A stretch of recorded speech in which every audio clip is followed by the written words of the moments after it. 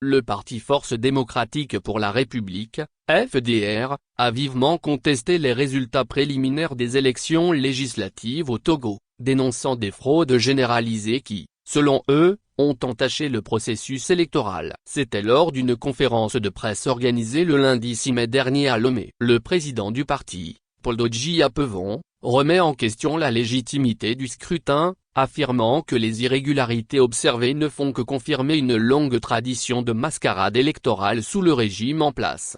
Parmi les principales allégations avancées par les FDR figure le refus d'accès aux salles de vote pour les délégués des candidats de l'opposition malgré la délivrance régulière de mandats, des cas flagrants de bourrage d'urnes dans plusieurs bureaux de vote, ainsi que l'utilisation présumée de bulletins prévotés. Des vidéos montrant des incidents, tels que des individus transportant des bulletins prévotés, ont été cités comme preuve de ces pratiques frauduleuses.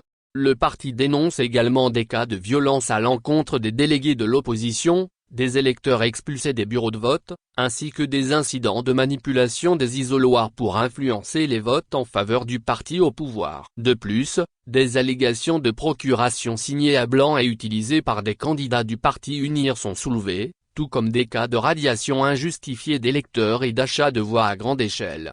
Dans une déclaration liminaire, le parti FDR exprime son indignation face à ces pratiques et met en doute les taux de participation annoncés par la Commission électorale nationale indépendante, CENI, les qualifiant de fantasmagoriques. Selon le parti, ces résultats ne reflètent pas la réalité du scrutin, mais plutôt les manipulations orchestrées par ceux qu'il qualifie de sans foi ni loi.